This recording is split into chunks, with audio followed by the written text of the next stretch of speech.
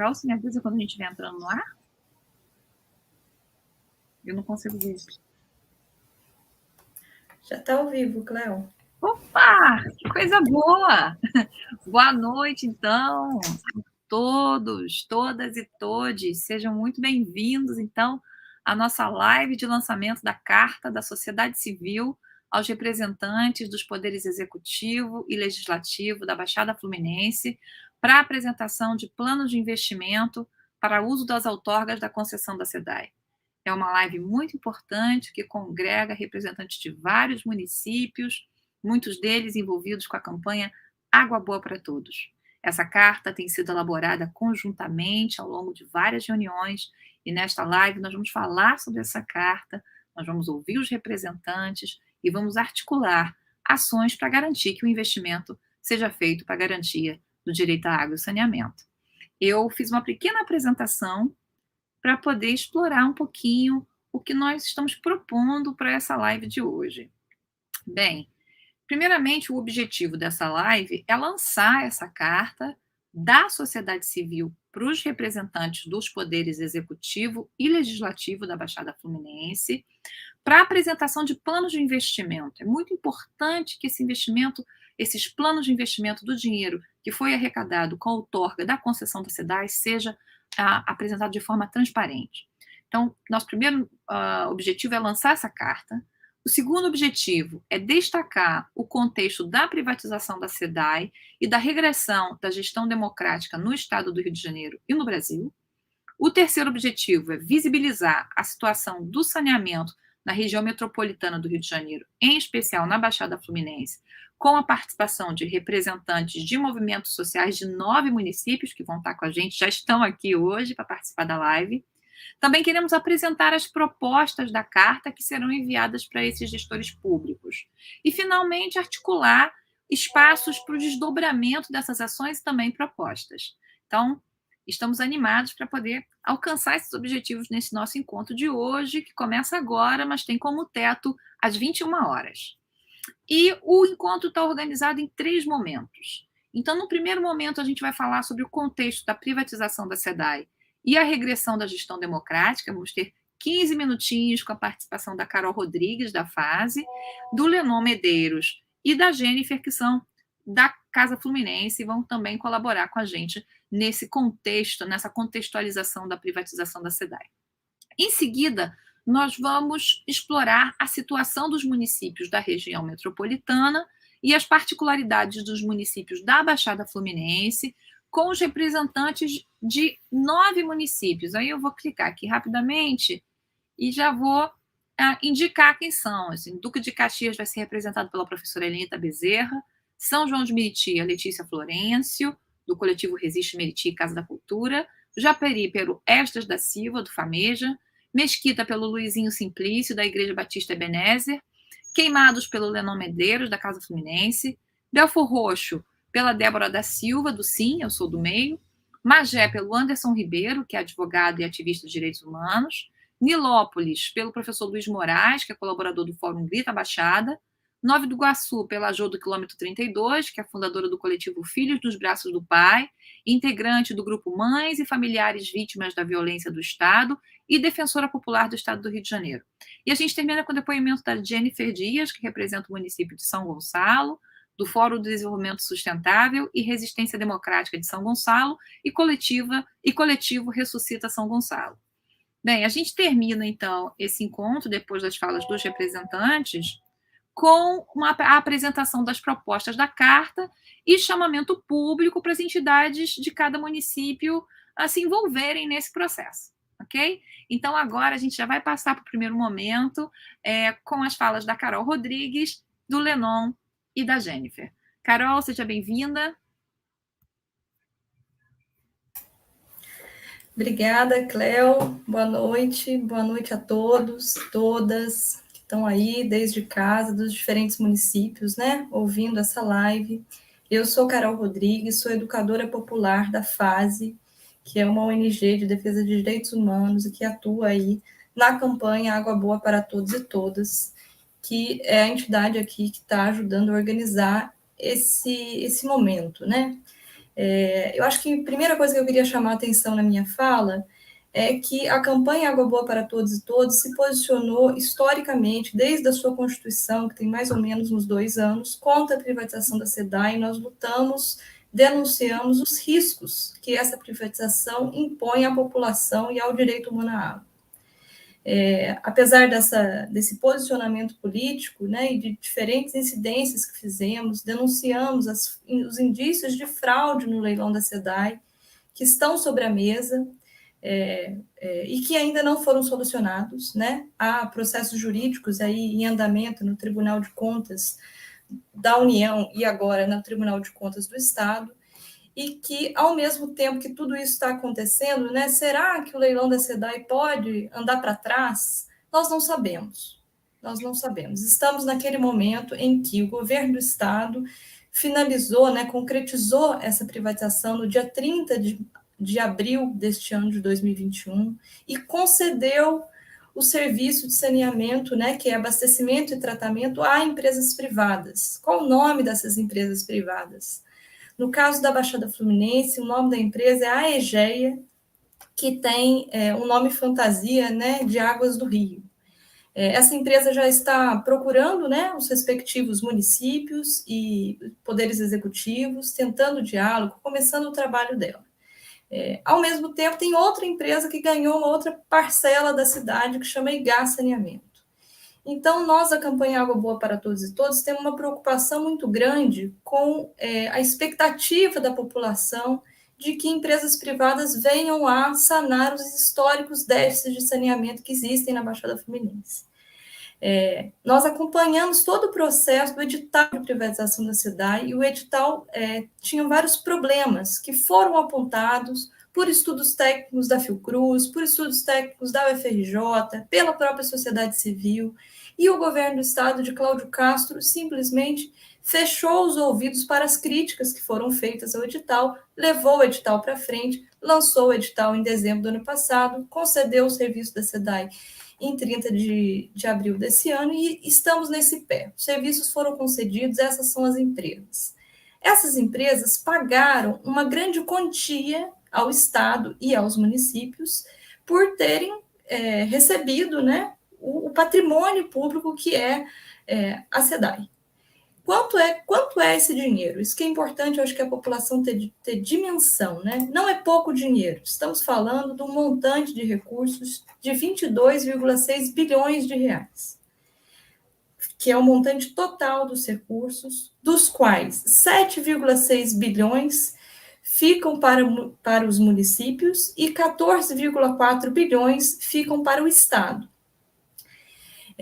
Recortando, né, desses 7,6 bilhões que vão para os municípios, no caso da Baixada Fluminense, né, que é a maioria do público que está nos ouvindo, os municípios vão receber quantias vultuosas de recursos. Vou dar um exemplo aqui, de cima para baixo, né? O município que mais vai receber, que está aqui presente, é São Gonçalo, no total de 900 milhões de reais. Depois vem Duque de Caxias, que vai receber 605 milhões. Depois Nova Iguaçu, que vai receber 538 milhões. Belford Roxo, que vai receber 335 milhões. São João de Meriti, 309 milhões. Magé, 203 milhões. Mesquita, 115 milhões. Nilópolis, 106 milhões. Queimados, 98 milhões. Japeri, 69 milhões. Por que eu estou chamando atenção para esses números? Porque são números, gente, são valores, são recursos públicos, cuja a entrada nos municípios, né, não estava prevista, né, porque não se sabia que a SEDAI ia ser privatizada, não se contou com esses recursos no orçamento municipal anterior, e agora esse recurso vai entrar em 3 parcelas. Então, os municípios, todos envolvidos na privatização da SEDAI, que está para além da Baixada, né, vão receber parcelas já esse ano de 2021, um outro pedaço das parcelas no ano de 2022 e uma terceira parcela no ano de 2025. E no meio disso tudo temos uma eleição, né, que é ano que vem. Então, muito nos preocupa da sociedade civil que esses recursos não tenham regulação. são recursos livres, e certamente Lenon vai falar um pouco mais disso na fala dele. E isso que nos motivou a escrever essa carta. Nós queremos saber como vai ser utilizado esses recursos em cada município da Baixada Fluminense e como que o Estado também vai utilizar os seus recursos. Temos notícias que o governo do Estado do Rio já anunciou publicamente via jornais e mídia, né, um programa que ele está chamando de Pacto Rio, cuja origem dos recursos, parte deles vem dessa outorga da SEDAI. O governo da cidade do Rio de Janeiro também já lançou o seu programa que chama Rio para o Futuro, que também usa recursos oriundos da outorga da SEDAI. E o que os municípios da Baixada vão fazer? A gente quer saber. E mais do que a gente quer saber o que. Por isso que a gente colocou o nome da nossa carta, que aqui eu convido a todos a ler a carta. Ela está disponível no Instagram da campanha Água Boa para Todos e Todas.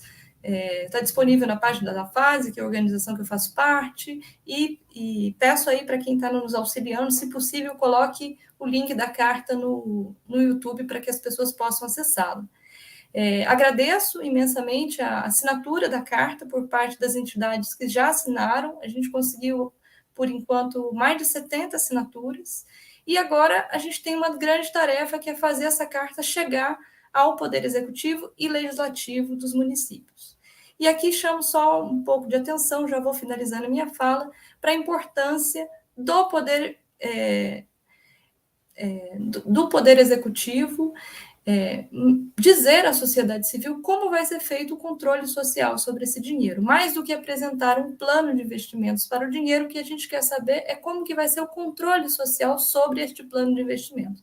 Porque de plano, né, tem muitos planos, a gente conhece plano de trás para frente, de frente para trás, e muitos planos não são executados. Então, a gente precisa ter instâncias de governança.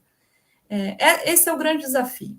E a gente está num estado, né, que não tem como não mencionar isso, né?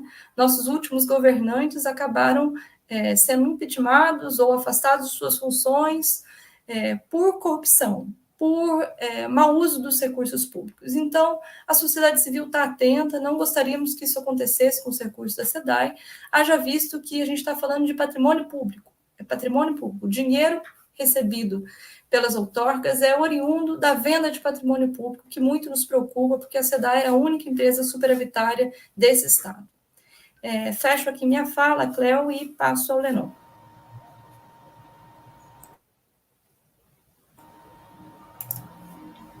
Cléo vai ter uma palavra antes? Não.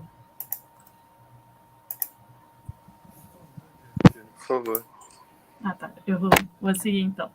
Antes do Lenon, né, a gente fez uma divisão aqui interna, né? Eu trabalho com o Lenon dentro da Casa Fluminense, como assessora de mobilização, mas primeiro eu queria dizer boa noite a todos, né? Meu nome é Jennifer, eu sou moradora de São Gonçalo e, como eu falei, né, estou aqui representando a casa, a Cláudia já tinha me apresentado antes também, eu faço parte de alguns grupos aqui de São Gonçalo, e a nossa ideia, né, para a nossa fala de agora, é falar um pouco da importância do controle social e transparência, né, no uso dos recursos. E aí, essa minha primeira intervenção vai ser mais de fazer a conceituação do que é o controle social, o que é transparência, para depois o Lenon entrar mais, né, numa parte mais prática, né, assim, dos conceitos. Então, vamos lá. Controle social, né? O que é o controle social? Basicamente, a participação da população, do cidadão, né, na gestão pública. Então, esse termo, né, ele abarca toda a questão de fiscalização, monitoramento e controle, né, das ações da administração pública, que é realizada pela população. E aí, além de promover, né, o que a gente conhece como cidadania, isso tudo vai, né, como a Carol estava chamando a atenção, isso vem auxiliar na questão da prevenção de corrupção, né, e de um mau uso do dinheiro público. Então, esse controle social é muito complemento do controle institucional, né, que é realizado pelos órgãos, né, pelos tribunais, pelas controladorias gerais dos municípios, estados, né, da federação. Então, além disso, né, esse controle social pode ser tanto direto como indireto. E aí o direto é muito ligado à atuação do cidadão, né, que vai, busca as informações, conversa com os deputados, conversa com os vereadores, né, assim como a própria campanha tem feito, né. E aí, além disso, né, tem um controle indireto, que vem representar a participação da população, né, por meio de mecanismos, instituições, né, que são espaços, né, que são debate, que promovem, né, o debate. E um exemplo disso é a questão dos conselhos, que o Lenon também vai entrar um pouquinho mais na experiência prática dele. E aí vem, né, que, além disso, eu queria chamar a atenção para outros mecanismos também de participação social, de controle social, que são os debates, as audiências públicas, né, que a gente também tanto participa, né, ao longo da nossa vida, militância. E aí tem consultas públicas, que aí mais tarde eu vou falar um pouco da experiência aqui de São Gonçalo. Tem também as conferências, né, que na época do governo Lula eram muito fortes e agora estão assim, muito enfraquecidas. E os próprios conselhos e comitês, né, que justamente são órgãos, né, de tanto deliberativos quanto consultivos, que são espaços, né, para a gente, para a população, acompanhar e controlar os atos dos governantes.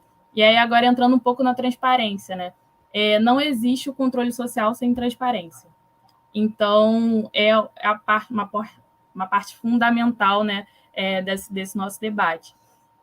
Então, o poder público ele deve, né, mostrar para a gente como esses recursos vão estar sendo usados, como a Carol falou, como assim, existem os planos, aqui em São Gonçalo já foi lançado um plano, mas mais do que isso, né, tem que se mostrar qual o caminho para a gente fazer a nossa parte também, né, o controle, né, os dados, né, também relacionados ao saneamento ou qualquer outra, né, questão pública, devem ser divulgados. E esse é um calcanhar de Aquiles da nossa região metropolitana, né, do Rio, do Brasil. E aí o Rio ocupa uma posição muito ruim, né, que eu acho que justifica, né, até o que a Carol estava falando, desse nosso histórico, né, de diversos, enfim, governadores presos, né, tudo isso devido a essa nossa transparência extremamente deficiente. Né? E aí a transparência, ela também pode acontecer, né, de duas formas, tanto ativa quanto passiva. Né? Ativa é quando o poder público divulga nos seus canais de comunicação, né, as informações do que ele está fazendo, os dados e tudo mais. E existe também a transparência passiva, que ela é feita, por exemplo, através dos canais de informação, né, que aqui no estado, por exemplo, é chamado de ESIC.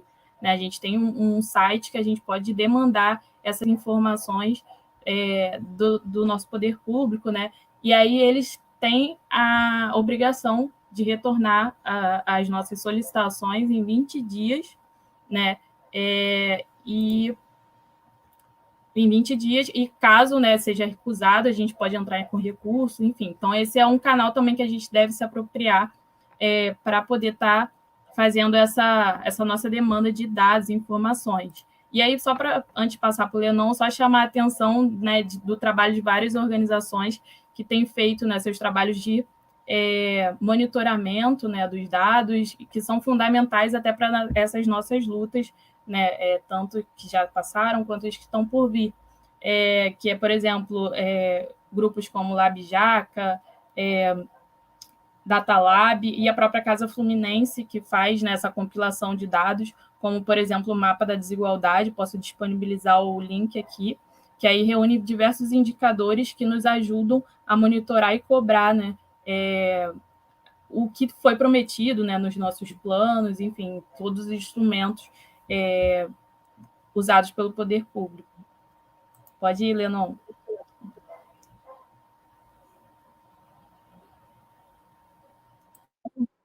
Tá mudo.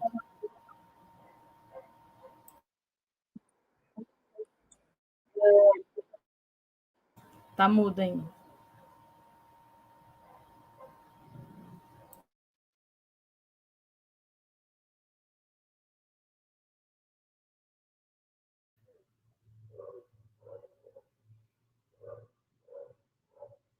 Eu acho que o Lenon está travando.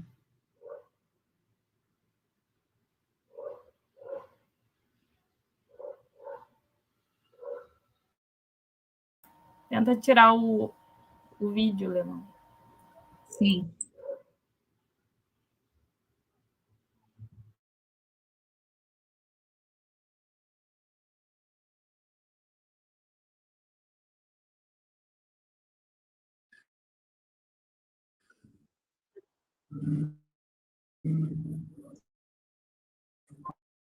Gente, eu tô aqui nos bastidores, hein? Alguém pode me ajudar? A gente está te ouvindo. Agora caiu. A conexão do Lenon caiu. A gente vai esperar voltar. Espero que a gente consiga ouvir o Lenon hoje ainda. Eu acho que a gente poderia dar continuidade para o nosso segundo momento. Jennifer, você gostaria de complementar alguma coisa, tendo em vista aquilo que o Lenon falaria? O Lenon chegou! Que bom! Seja bem-vindo, Lenon. Vamos ver se a gente consegue Boa te noite, ouvir gente. agora. Você consegue me ouvir agora? Sim. Bem, gente, internet da Baixada Fluminense, que a gente enfrenta algumas dificuldades aí, mas graças a Deus o smartphone está aí para ajudar. Boa tarde a todas e a todos. Meu nome é Lenon, sou aqui de Queimados, representante da Casa Fluminense, junto com Jennifer. E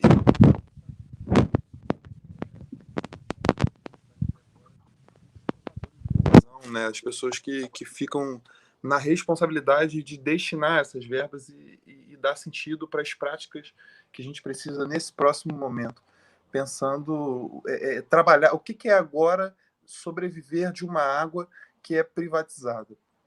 Então, a primeira coisa que a gente precisa ter em mente é com quem estamos lidando, né? Quais são as responsabilidades que vão estar em pauta a partir de hoje. E aí uma coisa assim que me vem à cabeça de primeira é a responsabilidade. Quem é a responsabilidade de cuidar da água na sua cidade? Quando você abrir a sua torneira, beber um copo d'água, se ela estiver ruim, você reclama com quem? Então, a gente teve aqui, há 2 semanas atrás, a visita da Águas do Rio em Queimados. Águas do Rio, através do seu setor de responsabilidade social, organizou uma conversa na associação de moradores que a gente tem aqui na cidade, para conversar com a gente sobre como vai ser essa implementação do serviço. E aí, assim, fica para mim a expectativa da gente conseguir responder umas perguntas básicas que eu ainda não sei, aposto que a maior parte das pessoas está com elas na cabeça, que é a casa que é ali na beira do barranco, vai ter água? Né? As ruas que ainda são ruas de barro, que não têm pavimentação, vão ter acesso à água da Águas do Rio? Vão continuar na dependência da SEDAI? Porque esse contrato, como a Carol disse, ele é cheio de algumas pegadinhas, né? E uma que eu não canso de citar é uma cláusula que existe no contrato de concessão que diz que a empresa Águas do Rio e as outras empresas concessionárias não têm a obrigação de atender com os serviços áreas não urbanizadas. Ou seja, não tem asfalto na sua rua, o esgoto não é devidamente construído, aí caiu. Aí, assim, a responsabilidade de receber a sua água continua sendo sua, continua sendo da SEDAI, não é responsabilidade da empresa privada. Uma segunda pegadinha que eu acho importante a gente prestar atenção é que a concessionária só tem o papel de levar a água até a sua casa. Então, se você abriu a torneira, a água está ruim, a responsabilidade é da SEDAI que faz esse tratamento. E aí, durante essa conversa, a gente ficou pensando assim, cara, representantes da sociedade civil sempre querem saber. Então, se a empresa está entregando a água para a gente e ela não se responsabiliza pela qualidade dessa água, então eu acho que é muito importante que nós, cidadãos, consumidores, representantes das nossas comunidades, estejamos sempre atentos ao que a gente precisa entender, ao que a gente precisa saber e que tipo de dispositivos a gente tem à nossa disposição para conseguir cobrar a qualidade de um serviço. Acho importante a gente discutir indicadores dessa qualidade de água. Há um tempo atrás, os moradores da Baixada Fluminense vão se lembrar de 2 processos extremamente traumáticos, né? O processo da Josmina, onde a gente bebeu uma água extremamente tóxica, e o processo do contingenciamento, onde a água é cortada na Baixada Fluminense para não acontecer o desabastecimento da capital. E aí a pergunta que fica a empresa Águas do Rio, que é a mesma concessionária em São Gonçalo, na Baixada Fluminense e na Zona Sul, vai privilegiar a quem quando esse tipo de situação acontecer? Quem são as pessoas que vão ser afetadas por essa precariedade nos serviços? Porque a gente tem uma experiência muito negativa quando se fala de recorte territorial. A gente está acostumado a ser tratado pior quão mais distante estamos da capital. E quando a gente fala capital, a gente se refere especificamente a esse pedacinho ali do Rio de Janeiro, que não é a Zona Norte, que não é a Zona Oeste, e que está ali concentrando oportunidades, recursos e agora também a melhor qualidade de abastecimento de água. Então, acho que é muito importante a gente estar prestando atenção nessas coisas e tentar entender quais são as responsabilidades que cabe a nós, moradores desses lugares, que cabe a essa empresa concessionária desse serviço e que também cabe ao serviço público. Porque quando a gente pergunta para Águas do Rio assim, pô, se vocês só vão atender as áreas urbanizadas, como é que as áreas que ainda não são urbanizadas passam a ter acesso a esse serviço? E Águas do Rio tem um posicionamento claro, que é eles estão trabalhando de acordo com a agenda de pavimentação das prefeituras. Então, a gente precisa entender como que as prefeituras vão aplicar esses recursos que vieram agora da outorga da SEDAI. E aí uma coisa que assim muito me deixa encucado é entender como que está acontecendo essa divisão do recurso que chega da SEDAI. Porque acredito que, assim, na opinião de muitos representantes da sociedade civil, nós entendemos que essa verba precisa ir para obras de infraestrutura, para saneamento e acesso de água. Porque, assim, principalmente para moradores de periferia, moradores de favela, moradores de bairros distantes do centro, né? Moradores de assentados, pessoas que sabem da dificuldade que é ter água na torneira. Eu falo de um território que tem 15% de coleta de esgoto, né? E de esgoto tratado, então a gente fala assim, de números ainda mais baixos. A gente tem 10 estações de água em Queimados e nenhuma dessas estações de água hoje estão ativadas. E aí pensar que a Prefeitura de Queimados, ao estabelecer um plano de investimento desse recurso que recebe da privatização da SEDAI, pode alocar esse recurso para qualquer outro lugar, pode usar esse dinheiro para pagar funcionário, pode usar esse dinheiro em políticas de outras partes da cultura, da educação, que não sejam importantes, mas se a gente está ali falando de um dinheiro que vem de uma empresa de água, a gente precisa pensar nessas pautas que não são tão populares. O que a gente faz com o cocô que sai do nosso vaso? Como é que a gente faz para ele não chegar e não contaminar, não prejudicar a vida das pessoas? Porque a gente está falando da Baixada Fluminense, um lugar onde muitas pessoas ainda morrem por intoxicação causada por causa dessa poluição na água. Então, a gente está aqui nesse esforço de pedir aos representantes do poder público, do poder legislativo,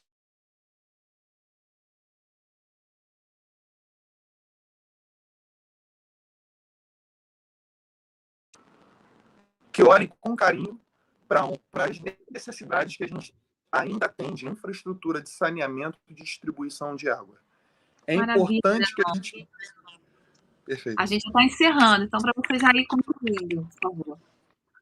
Não, então, um último comentário a ser feito é que é importante que a gente tenha em mente que isso é um investimento para o futuro. Isso é um investimento que não só trata da qualidade da água que a gente bebe hoje, mas da vida dos nossos filhos. Então, os representantes do poder público precisam estar atentos às movimentações da empresa Águas do Rio e precisam estar cientes de que esse investimento que vem da SEDAI precisa tratar de obras de infraestrutura, de saneamento e distribuição de água, especialmente se tratando de comunidades mais carentes e territórios periféricos. Muito obrigado, gente.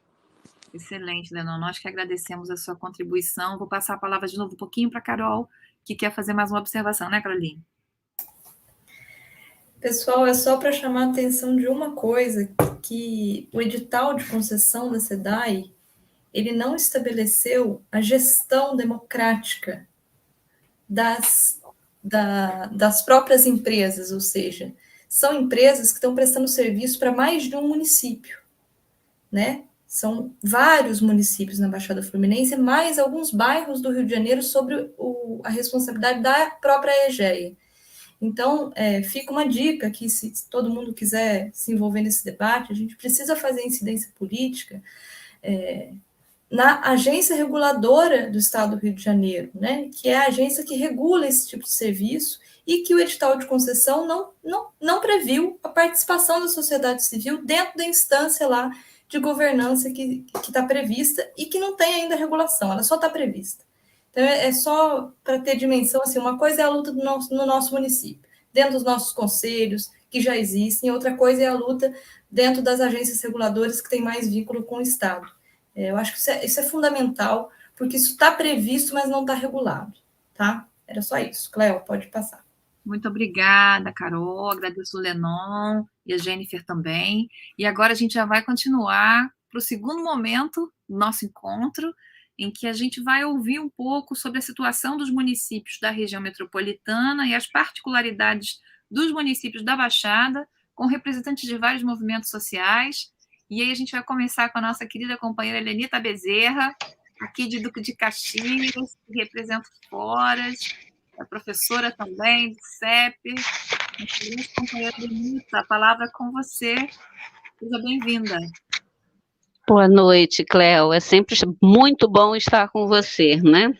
São tantas as lutas em conjunto. Pessoal, eu quero saudar a todos, dizer que estou muito contente de estar aqui, falar do problema, né, do nosso histórico de Duque de Caxias, que está com a previsão de receber 605 milhões. 605 milhões é o dinheiro que está previsto para chegar a Duque de Caxias em 3 etapas, como disse a Caroline Rodrigues, né? E a primeira etapa mais vultuosa é em 2021, que é o ano que nós estamos. Duque de Caxias, segundo o IBGE, a pesquisa do IBGE em 2010, nós temos mais de 855 milhões de habitantes, né? 855 mil habitantes. Isso é uma população significativa. Nós temos uma extensão de mais de 465 quilômetros, mil quilômetros quadrados. É uma cidade grande, com uma grande população e que vive com muitos problemas. Duque de Caxias tem 2 projetos muito importantes. Nós temos um projeto de saneamento básico, aprovado pela Casa Legislativa do município, que trata do sistema de abastecimento de água, esgotamento sanitário e drenagem urbana. E nós temos um outro plano, que é um plano de resíduos sólidos, que é responsável pela limpeza urbana e a destinação dos resíduos sólidos. Duque de Caxias é uma cidade que tem muitos passivos que interferem diretamente na nossa qualidade de vida e nos nossos problemas de saneamento básico. A gente tem aqui, por exemplo, um grande presente, né, da época da ditadura militar, e as 2 grandes presentes, a Reduc, o polo industrial da Reduc, e o aterro metropolitano de Jardim Gramacho.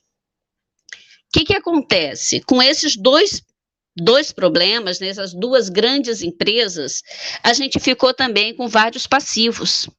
E esses passivos, recaem diretamente sobre nossas cabeças, sobre nossas condições de vida, que já não são muito grandes. O aterro do Jardim Gramacho, por exemplo, ela traz com ele uma grande contaminação do nosso solo, contaminação do nosso lençol freático, interferindo diretamente na qualidade dos rios e na poluição da Baía de Guanabara.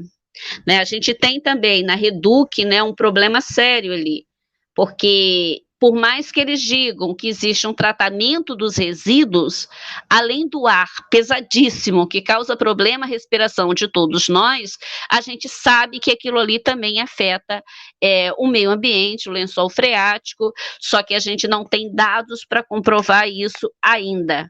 Né, mas o FAP-BG tem um grande levantamento sobre aquela área, sobre as demandas em torno do parque industrial da Reduc. Outra demanda que tem afetado muito aqui as nossas condições de vida e que está relacionada à questão do saneamento é que quando desativaram o aterro metropolitano do Jardim Gramacho não só deixaram o chorume lá para ser tratado, como também deixaram desassistidos os nossos catadores, né? Os catadores de materiais recicláveis, que estavam instalados em cooperativas, ainda existem algumas cooperativas, mas desativou o aterro e deixou um grande problema ambiental, um grande passivo ambiental para ser administrado por esta cidade. Então, esses são alguns dos levantamentos que eu estou tentando dizer, que quando a gente vai falar de saneamento básico, a gente já tem demandas grandes sobre as quais a gente vai ter que se debruçar, né? Um outro grande passivo é o areal do Amapá. O areal que existe no Amapá, grande extração de areia de lá, atingiu diretamente o lençol freático. Hoje, quem passa por lá, pode observar pessoas andando, por exemplo, de jet ski. Um grande lago azul contaminaram o lençol freático de todo aquele território. Então, é outro passivo ambiental, né? A gente tem também, como fruto desse passivo, e que precisa ser pensado quando a gente fala de saneamento básico, em política de saneamento básico, na área da Taquara, o fato da Coca-Cola ter sido instalada em cima de um grande lençol freático. Então, a grande extração de água que vai para a Coca-Cola, que os moradores do entorno não têm acesso à água, eles não têm água tratada nem pela SEDAI, nem por nenhuma outra empresa. Eles trabalham, eles sobrevivem com a água que eles traem dos seus poços, que estão secando porque a Coca-Cola está pegando a água que esses moradores deveriam ter acesso. Então, são demandas que a gente precisa pensar quando a gente pensa nesses 605 milhões. É dinheiro, mas precisa dar conta de uma grande demanda que a gente tem dentro dessa cidade.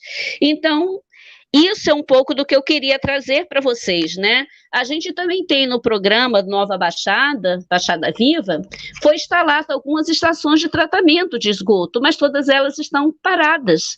Nenhuma delas, de fato, foi inaugurada e o esgoto desse município, ele não é tratado. Né? Então, isso só para trazer para vocês um pouquinho. Outra coisa que a gente precisa se debruçar nesses 5 minutos são as ameaças futuras. A gente tem uma prefeitura que atua, que pensa como se ela fosse uma empresária, pensando exclusivamente no benefício do sistema capitalista das grandes empresas. E ela não pensa nessa população. Então, ela tem uma visão de que essa cidade ela tem que estar aberta para os mega empreendimentos. Agora, a nossa população já tem problema de abastecimento de água. Toda vez que um grande empreendimento vai ser instalado em Duque de Caxias, significa que vai ser mais rarefeito o abastecimento de água para a população, que já não é bom, que vai impactar diretamente no nosso sistema de saneamento básico, que já é extremamente precário. Então, toda vez que a gente pensa essa cidade, a gente tem que pensar no nosso saneamento também, na quantidade de lixo que essas empresas vão gerar e o destino deles, né? Porque o lixo até então, que ia para o aterro do Jardim Gramacho, agora a gente paga para ir para outro município. E cada empresa que vem... Oi... Vamos concluindo o tempo já. Eita! Então, só queria dizer que nós temos muitos problemas aqui em relação ao saneamento. Eu queria pontuar aqui que Duque de Caxias vive embaixo d'água. A cada chuva, a gente tem muitos problemas aqui, a cidade enche. Nós não temos uma política de coleta seletiva para dar tratamento aos nossos resíduos, né? A gente aqui tem toda uma precariedade em termos de abastecimento de água para quem vive no centro urbano. Aqui, quem vive no 1º distrito é abastecido pela água da SEDAI. Primeiro e uma parte do 2º distrito são abastecidos pela água da SEDAI. Eu, por exemplo, moro no 1º distrito, a minha água é intermitente, ela só cai no domingo e vai até a segunda-feira. Então, qualquer coisa que seja pensado com esses 605 mil, né, eu quero saber para onde vai, porque tem que impactar diretamente na qualidade de vida de que nós que moramos aqui.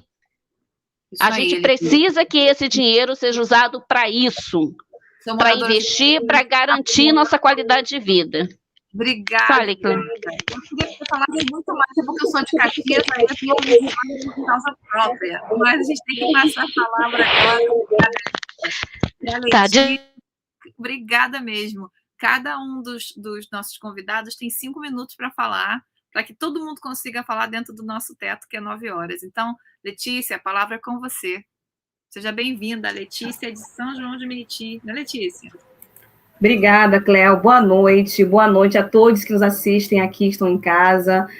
Sou Letícia Florencio, da Casa da Cultura da Baixada Fluminense, faço parte do coletivo Resiste Meriti, sou aqui moradora de São João de Meriti, tentar trazer aqui um pouco de contribuição aqui sobre a cidade de São João de Meriti, mas que de alguma maneira também fala um pouco sobre a Baixada. Nós vivemos uma crise sanitária, social e econômica histórica, sempre sendo gerida por gestores pouco compromissados com o bem-estar da população. E a pandemia ela veio para escancarar de vez as discrepâncias da desigualdade social que vivemos e a fragilidade dessas gestões públicas do âmbito municipal, mas que não é diferente, inclusive atualmente, do âmbito estadual e na esfera nacional, aí, com o genocídio, enfim. São João de Meriti, assim como toda a Baixada, ela sofre muito com as precariedades de sua infraestrutura e de políticas públicas, e há uma falta de comprometimento, uma ausência de participação popular, do controle social, de transparência nas decisões e contas das gestões, enfim. E isso agrava demais os nossos problemas. Nós, população, seguimos acompanhando cada gestão e sofrendo muitos impactos deixados pelos governos que se sucedem. Na Baixada, e aqui em São João de Meriti, que eu posso afirmar com mais propriedade, principalmente, com um olhar voltado para essa pandemia, nós percebemos que os mecanismos de participação popular, enfim, controle social, não estão funcionando efetivamente nos municípios, aqui em São João de Meriti, é isso que acredito que também aconteceu em outras regiões, enfim. Muitos dos conselhos, por conta da pandemia, por falta de interesse do poder público municipal, não estão funcionando, outros foram destituídos, não há presença do poder público municipal, a pandemia também fragilizou demais a participação da sociedade civil, então eu gostaria também de jogar luz a essa temática, como que a gente consegue também estar avançando nesse sentido. E os prefeitos, com isso, com essa ausência, né, se fortalecem, né, e por sua vez as câmaras, né, é um espaço hoje dominado por pessoas pouco comprometidas, em sua maioria, com os anseios da população, um espaço cada vez mais distante. Quase não tivemos sessão da Câmara aqui em São João de Meriti, e quando houve sessão, foi para resolver questões internas, né? A Baixada, inclusive, é uma região dominada pelas milícias, que também ocupam os espaços de poder, o que também acaba restringindo um pouco a participação das pessoas. A Baixada, é bom que se diga, é a pior região em tratamento de esgoto. São João de Meriti tem cerca de quase 500 mil habitantes, uma cobertura ainda de água que não chega nem a 100%, ainda há um revezamento na Baixada, que é uma fragilidade de serviço de água. Em relação à questão do esgoto, em São João é zero. São João de Meriti é um dos municípios, dos 20 piores municípios do país, quando o assunto é saneamento básico, isso quem diz é o Trata Brasil, enfim, é bom que se coloque isso. Aqui em São João de Meriti, no que tange a questão do tratamento de esgoto, eu quero falar isso, tivemos aqui a Águas de Meriti, da Egeia, e agora tem aí a Águas do Rio, com outro nome similar. Não houve transparência, ela veio para cá numa concessão de uma lei aí, 2002, para fazer um mapeamento, primeiramente, de como estariam as tubulações de esgoto da cidade, que levariam aí as ET, Sarapuí, a ET de Pavuna, enfim, e que nós não tivemos um retorno se o mapeamento foi feito. Não sabemos, inclusive, se essa empresa continua atuando no município, porque a partir do dia oficial desse ano, 2021, o atual prefeito consta lá o nome dela como a concessionária ainda atuando no município. Mas como é que está isso? A gente não sabe, a gente não tem acesso às informações, não há transparência, isso é muito ruim. Ficaram de fazer um mapeamento para como é que estão a canalização de uma rede que foi implantada da década de 80, né, PDBG, Reconstrução Rio, Nova Baixada da Viva e, mais recentemente, o Projeto Iguaçu. Mas não tivemos retorno, né? Atualmente, aí, colocaram que esses investimentos de 201 milhões que vão chegar para o prefeito é para investir em reflorestamento. São João de Meriti é uma cidade extremamente árida, quente, que não tem quase 0,01% de área verde, um parque artificial. Precisa muito de educação ambiental na cidade, de maneira crítica, a incorporação de um programa de resíduos sólidos, numa lógica de incorporar os nossos catadores, né, agentes sociais, mas não se fala sobre isso. O prefeito fala em usar o recurso para pagar o que deve aos aposentados, né, da educação. Mas é muito pouco, e inclusive, poderia ter resolvido de outra maneira, mas não diz com propriedade qual é o planejamento, como é que será gasto de fato isso. Para além do recurso que vem pelo estadual prefeito, o que de fato, efetivamente, será feito pela EGEA, pela concessão a partir da Águas do Rio. Porque nós tivemos em São João de Meriti a experiência com Águas de Meriti, que é da mesma empresa, e não tivemos retorno, não tivemos transparência, e nem sabemos se ela continua atuando e como é que será a atuação agora a partir da concessão da SEDAI. Eu chamo a atenção, jogo esse debate aqui nesse momento, porque são questões e perguntas que ficam que precisamos se debruçar. E eu quero encerrar aqui minha fala colocando que a Águas do Rio nos procurou, assim como várias entidades, se propusendo para o mapeamento das instituições. Nós, da Casa Cultura, queríamos ajudar na articulação e propusemos uma audiência pública no município, uma assembleia com as instituições, e eles simplesmente se recusaram. Queriam apenas que nós fornecêssemos os telefones, os contatos, quem eram as lideranças. Mas quando nós dissemos que queríamos ajudar a articular as instituições e fazer a audiência, não gostaram, foram taxativos e disseram, tudo bem, se é assim, deixa que a gente se vira. Então, queria chamar a atenção de quem está em casa, pensa que faz urgente ampliar a nossa participação nesses espaços de discussão, impor a nossa presença, convocar a reativação do Comitê de Saneamento da Baixada Fluminense, dos conselhos de participação, conselho de cidade, são espaços estratégicos fundamentais que nós, quanto sociedade civil, se queremos propor novos rumos, desenvolvimento sustentável, articulado a um projeto de desenvolvimento inclusivo, é preciso, é fundamental que a sociedade civil esteja ocupando esses espaços. Obrigada, Cléo, desculpa aí estourar o tema, mas acho importante tocar nessa questão e chamar atenção no que a Carol pontuou, que é de uma gestão democrática, mas quando se trata de gestão pública na Baixada, se não for por força de uma organização popular, a gente sabe que isso não avança, tá bom? Muito obrigada, boa noite, querida. Obrigada, Letícia. A gente que agradece você pela presença e pela partilha, e agora a gente vai passar a palavra para o Esdras da Silva, de Japeri. Sim, né? Boa noite a todos e todas. Esdras mesmo, né? Sim, tá me ouvindo bem? Sim, a palavra é com você, Esdras. Obrigado, Cléo. Então, aqui de Japeri, né, eu sou representante da Federação de Associações de Moradores, e a gente está muito preocupada também, assim como minhas colegas de Caxias, né, de São João de Meriti, porque a empresa esteve aqui, né, se apresentando, né, querendo ouvir a sociedade civil, mas também não deixou muitas informações, né. Aliás, uma informação que muitos nos preocupou aqui, né, que mostra já esse atendimento, né, que a SEDAI tem deixado para a gente, que é falta de acesso a 30 mil pessoas aqui em Japeri, de água, né, 0% de esgoto tratado, apesar que não seja responsabilidade da SEDAI, mas a empresa já falou que já deixou claro que a agência de atendimento à população vai ser na cidade vizinha, de Queimados, né? E na última reunião com outra associação já disse que vai ser em Nova Iguaçu. Isso nos deixa preocupado, que é esse o tratamento que a gente recebe hoje, né? E quando houve esse leilão, né? Quando houve essa proposta, né? Falou-se, né, da limpeza do Rio Guandu, se falou-se da preocupação com o município, e a gente não está vendo isso nos primeiros contatos com a empresa, né? Falando um pouco de Japeri, acho que esse valor, né, quando chegou, né, que está para chegar, de 69 milhões, a gente já pensou inicialmente, né, como que a prefeitura vai gastar isso. Então, a gente tentou nos conselhos, né, o Conselho da Cidade e o Conselho de Meio Ambiente, ter essa pergunta respondida, mas assim, só através mesmo de notícias, né, que, por exemplo, o ZM Notícia noticiou que é a fala da prefeita, né, que ela vai gastar maciçamente em obras de saneamento e pavimentação. Mas a gente ainda não recebeu esse planejamento de gastos desse recurso. Então, a população quer muito saber como será gasto esses recursos, né? A gente que participa dos conselhos quer fazer esse acompanhamento, porque, como eu falei, assim, a gente tem uma parcela muito importante, né, com falta de acesso à água, né? A gente é uma população carente, né? O IDH baixo, E nos preocupa em algumas questões, como tarifa social e outras questões que a gente precisa de informações. Então, assim, a gente está buscando essas informações, mas já deixa aqui essa primeira impressão que não é boa, né?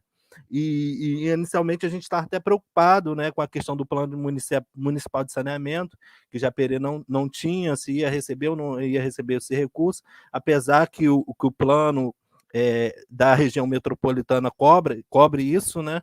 E fomos informados pela Secretaria de Meio Ambiente que está vendo se o que vai valer, se a gente precisa construir esse plano municipal ou esse plano estadual, né?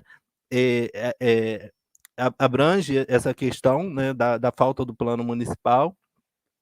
Enfim, a gente tem algumas questões aqui que precisam realmente ser respondidas pela essa nova empresa, e a gente está, como população, muito preocupado, né? E a gente quer, em audiência pública, quando colocou a Letícia aí de São João de Meriti, que a gente precisa dessa audiência pública para ter essas respostas, né, e esses questionamentos respondidos. Muito bom, Esdras. Excelente contribuição. E a gente vai dando continuidade a esse lançamento da Carta da Sociedade Civil aos representantes dos poderes executivos e legislativos para apresentação de planos de investimento para o uso das outorgas da concessão da SEDAI. E damos continuidade a esse lançamento convidando o Luizinho Simplício, da Igreja Batista Ebenezer, de Mesquita, para fazer a sua contribuição. Seja bem-vindo, Luizinho. Oi, boa noite a todos e a todas. É um prazer, mais uma vez, estar com os amigos, né, os companheiros aí. Basicamente, a gente foi contemplado em quase todas as falas, né, porque a Baixada ela tem uma unidade de participação popular. A Letícia falou aí, e a gente já está acostumado a ouvi-la, dizer que a Baixada Fluminense ela é vitimada por programas, ela não é contemplada por programas. Haja visto que a gente temos aqui um pacote de obras inconclusas, né? Baixada Viva, inconcluso, não terminou. Nova Baixada, mudou de nome, continuou a mesma coisa, carência. Reservatório JK abandonado, foi concluído depois de décadas, né? Para dizer a verdade, a gente tem muita dificuldade quando os programas chegam para a gente fazer o acompanhamento social. Até o PAC mesmo, que tinha um comitê, que basicamente tinha muitas lideranças lá na gestão do programa, a gente teve dificuldade. A gente sabe disso, a Letícia sabe disso, ela estava lá com a gente sabe que a gente tem muita dificuldade. E agora, muito mais, porque é uma verba que ela não tem uma verba carimbada, é uma verba que fica a critério do executivo local, e a gente percebe que não está tendo acompanhamento nem dos valores que está chegando ao município. A população está muito aquém dessas discussões com relação aos recursos de repasse das outorgas da SEDAI. A gente participou, dia 9, né, aqui na Chatuba, de uma reunião com os representantes das Águas do Rio, né? E a gente viu que foi uma fala muito incipiente, muito superficial, simplesmente para cumprir a agenda. Aquilo que a Letícia falou, quando a gente chama para um debate mais aprofundado, eles falam que aquele momento ali não é apropriado para isso, que é para uma discussão mais no futuro. E eu fiz até uma proposta, né, nessa reunião, que nós levemos essa discussão dos repasses aqui de Mesquita, que está na ordem de 75 milhões, que é uma verba considerável em relação, comparado ao orçamento da cidade, que é 300 milhões, é 1/4 do orçamento municipal. Então, requer um debate, uma discussão com a Câmara Municipal, com o Executivo local, uma discussão dentro do Conselho. Espero que essa carta, né, que será endereçada ao Executivo e ao Legislativo, fomente, de fato, um encontro presencial para que as lideranças possam se manifestar e propor. A gente vai fazer só um retrospecto do que aconteceu com relação a essas questões ambientais aqui em Mesquita, mais especificamente na Chatuba. Se os companheiros lembram, dia 2020, março de 2020, a Chatuba foi vitimada por uma das piores enchentes aqui. E nós tivemos aqui a destruição de um patrimônio de infraestrutura que foi realizado pelo programa Baixada Viva. Um tubo ármico se rompeu, ele abriu uma cratera na rua, destruiu um tronco distribuidor de água. Nós ficamos aqui em plena pandemia, 30 dias sem abastecimento regular de água, sem nenhum tipo de abastecimento.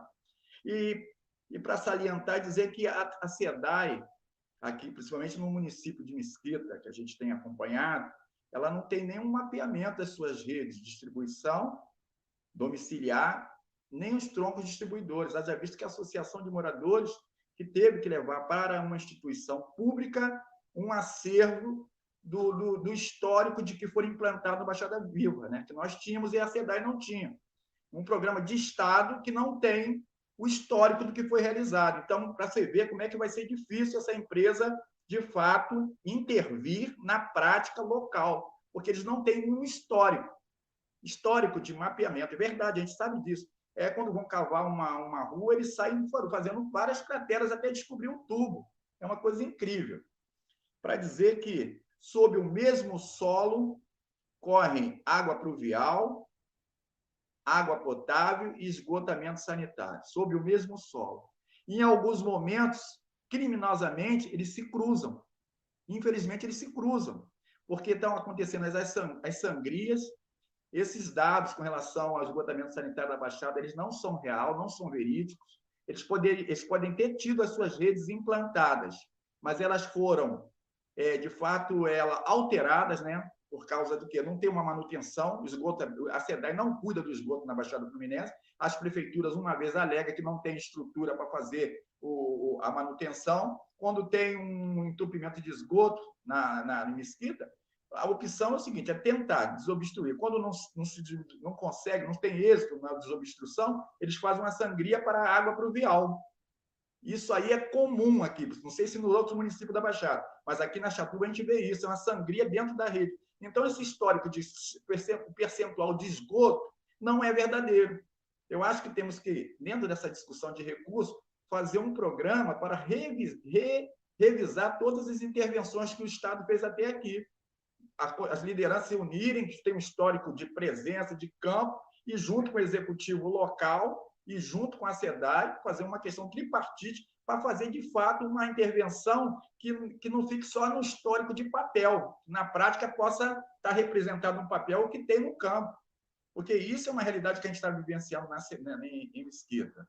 E espero que, com essa carta, com essa proposta, ela possa ser bem acolhida, ela não possa ser vista como crítica, mas como uma proposta de somar junto com o Executivo, o Legislativo e a comunidade, para que nós possamos ter, de fato, uma Mesquita melhor e uma Baixada excelente em termos de intervenção de esgotamento, meio ambiente e saúde, né? Que a gente, quando fala nisso, é saúde também, não é verdade?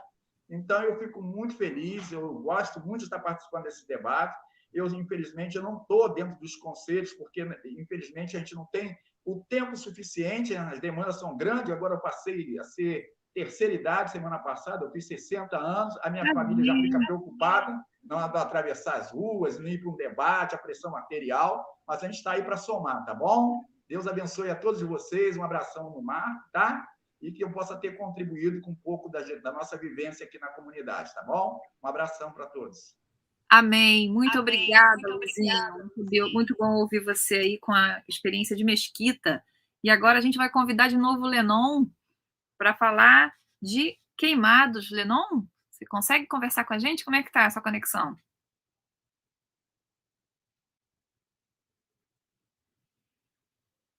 Alô? Seu microfone está desligado. Lenon? Opa! Bom, seja bem-vindo de novo. Que eu tô aqui vendo pela televisão, muito legal isso. Assim, gente, que qualidade de falas, Letícia, Luizinho, assim, queria agradecer extras. Assim, é muito importante da gente ter pessoas como vocês nos nossos territórios e ter essa inteligência, assim, de saber como lidar. Eu tô aqui repensando, achando que eu deveria ter estudado muito mais, porque que grandíssimas contribuições. Acho que uma coisa que o Luizinho falou é fundamental sobre a gente estar nesses espaços dos conselhos. Hoje eu estou aqui como representante do Conselho de Defesa e Direitos Humanos. Eu sou um dos representantes da Comissão da Crise Hídrica, que é uma comissão justamente que serve para a gente pensar a escassez de água como um grave ferimento dos direitos que a gente tem como ser humano. A água ela é um direito fundamental. Né? E aqui em Queimados, como representante do Conselho de Meio Ambiente. Então tem algumas coisas que a gente nota assim, e é preciso se debater com urgência. O primeiro ponto é esse que a gente está tocando aqui 1 milhão de vezes e vamos tocar quantas vezes for necessário, que é para onde vão essas verbas? Para onde vão essas verbas? E é importante a gente pensar assim, não nos números, mas nas pessoas que são afetadas por isso. A gente tem aqui em Queimados um distrito industrial onde o Rio Guandu passa dentro. A parte de Queimados, o Rio Guandu, quando passa dentro de Queimados, ele passa dentro de um distrito industrial. Um distrito industrial que no ano passado teve mais de 10 empresas fechadas por despejo ilegal. Se você vai naquela região ali, tem uma escolinha, ali tem um posto de saúde, você vai ver as pessoas têm a pele descamando por conta de infecção provocada pela água. Uma cidade onde a expectativa de vida média é de 50 anos, onde a maior parte dessas vidas são ceifadas pela baixa qualidade da água. É essa cidade, uma das 3 cidades onde a Águas do Rio antecipou 656 milhões do aporte da concessão para fazer uma nova cara, né? Um primeiro projeto de chegada da Águas do Rio. E a gente quer entender, esse projeto vai fazer o quê? Esse projeto vai revitalizar o quê? Porque se a gente fala na revitalização do Rio Guandu, a gente precisa pensar também na recuperação dos rios que desaguam no Rio Guandu. Porque não adianta a gente ter um Rio Guandu limpo e continuar alimentando esse rio com esgoto. Porque as cidades que estão ao redor, e eu falo assim com muita dor no coração por estar falando de Queimados, mas ainda despejam esgoto em natura nesses rios. Rios que depois vão levar essa poluição para a água onde todo mundo bebe. Então, eu acho que é importante nós, representantes da sociedade civil, estarmos cientes do espaço onde a gente está ocupando e das coisas que a gente precisa defender nesses espaços. Então, assim, se a gente... assim, agora, para falar de como lidar com águas do Rio, nós somos consumidores. E desse ponto de vista de consumidor, a gente não pode aceitar consumir porcaria. Então, se a gente sabe que a água que a gente está bebendo passa por esses processos absolutamente contaminados, se a empresa não se responsabiliza pela qualidade da água que entrega, a gente, como consumidor, também deveria se perguntar se estamos aptos a pagar o preço que eles pedem, o que eles cobram. Porque na SEDAI a gente viveu esse processo de sucateamento. A gente viveu esse processo de não conseguir ter a nossa voz ouvida e ver que muitas das vezes a empresa vinha sofrendo processos de desligar estações de tratamento de água, de demitir funcionários que estavam aptos a fazer esse tratamento. Então, é importante que nesse ponto, nesse momento, a gente esteja ali cobrando os nossos representantes no legislativo e no executivo de correrem atrás dessa empresa. Porque é a empresa que precisa oferecer soluções alternativas para essa água que ela vai entregar. Porque se ela está entregando uma água de baixa qualidade, não faz sentido que ela esteja lucrando em cima disso.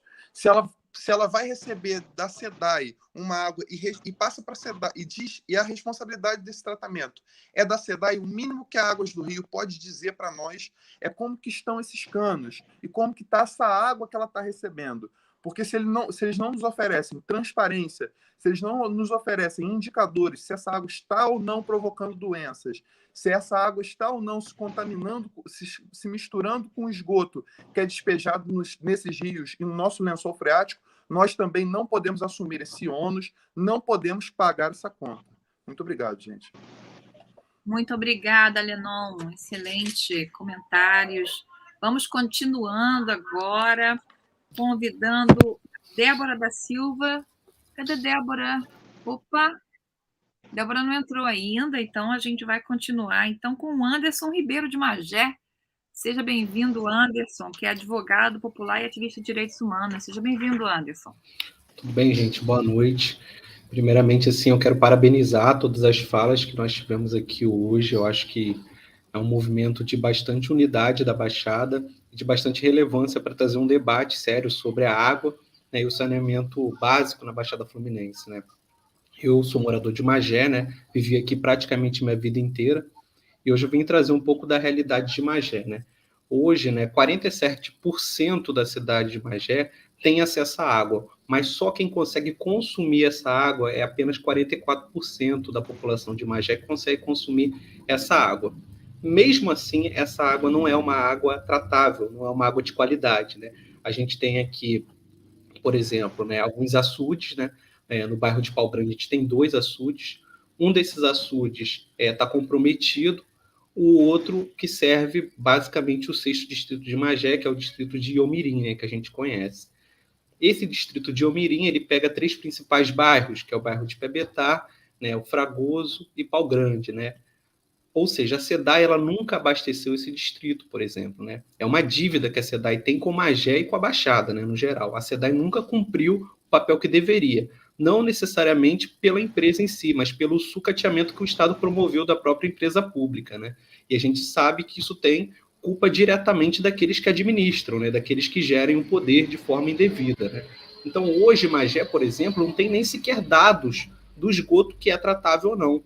Se o resíduo sólido do esgoto, ele é tratável ou não, se ele é separado, se ele é retirado, se ele é despejado em rios. Então, uma das formas de apagamento da Baixada, de luta da Baixada, é a falta de coleta de dados. Isso daí acontece em todos os municípios da Baixada. A gente pode ver isso com muita clareza pela fala dos outros companheiros aqui, companheiras que falaram, que antecederam a minha fala, né?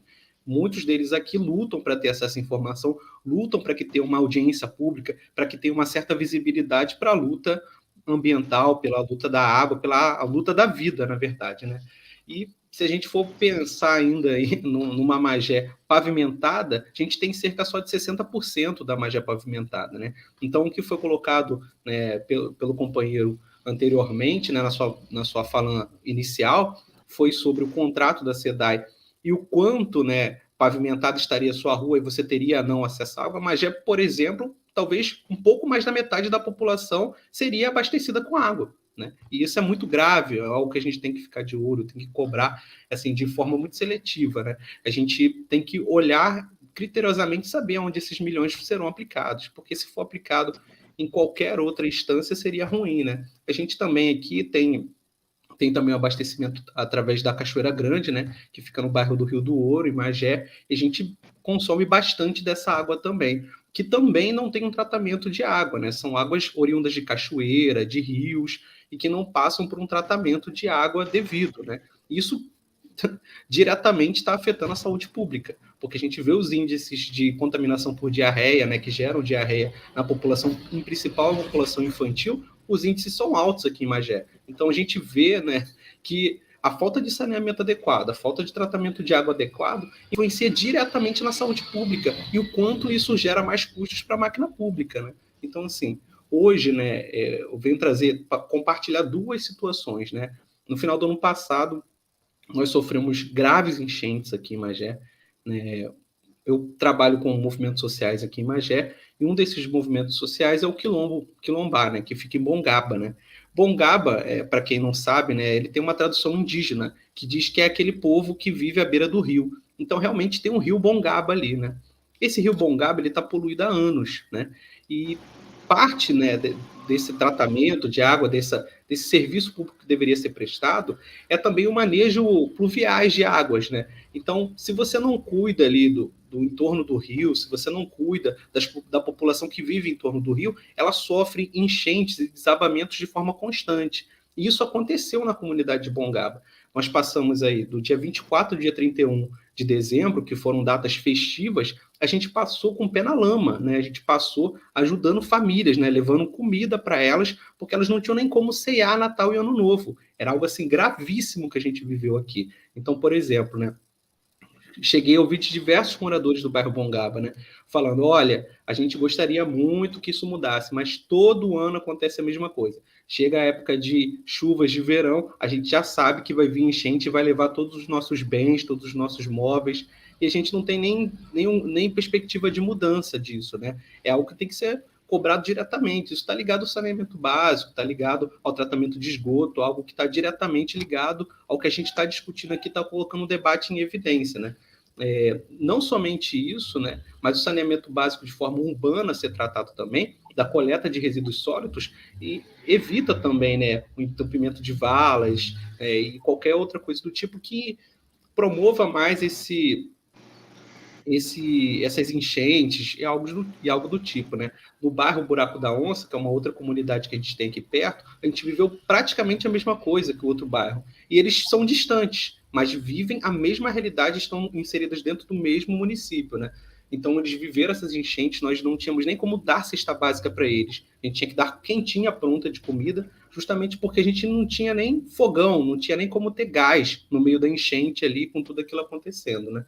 Então, assim, para finalizar, eu acho que eu não sei se eu já tenho quase 5 minutos, mas só para finalizar, né?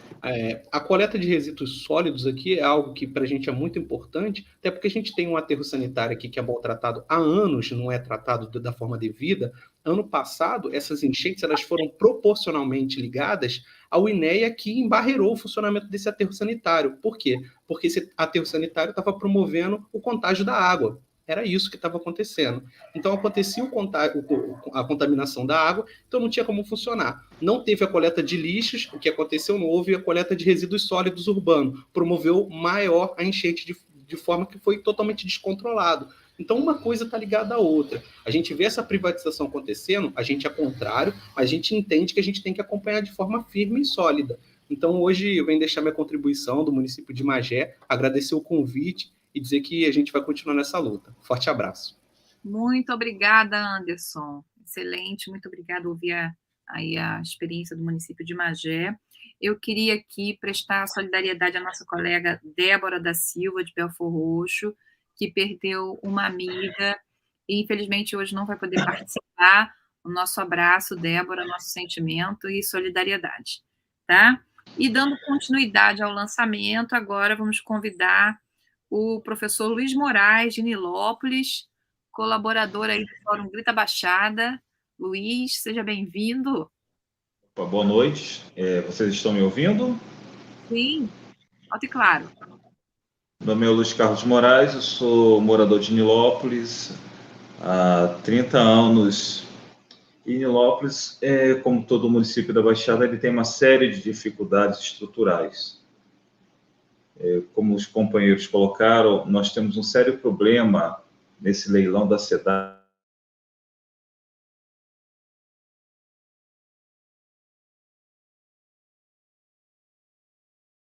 Com esse leilão fosse utilizado no saneamento.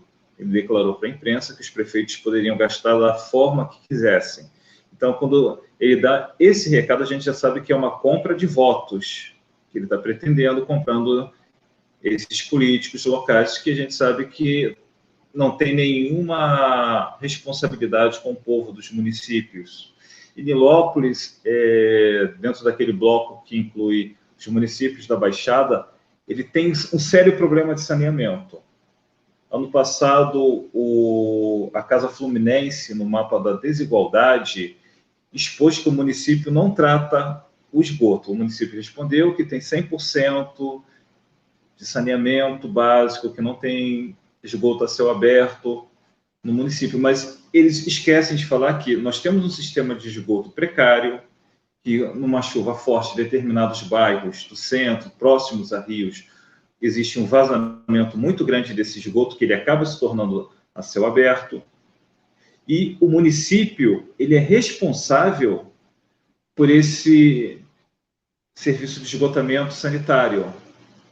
Só que Nilópolis está com um sério problema também de especulação imobiliária. Aqui está se criando muitos condomínios para uma estrutura de esgoto que não suporta. E a prefeitura está liberando licenças sem fazer um laudo técnico. E quando você vai ver que é o laudo técnico, esse laudo não tem uma justificativa plausível para a construção daquele condomínio. Então, afeta toda uma estrutura de saneamento ao redor quando esse condomínio é construído. E nós temos problemas também assim nas regiões periféricas, como Chatuba, Cabral, Paiol, falta de água.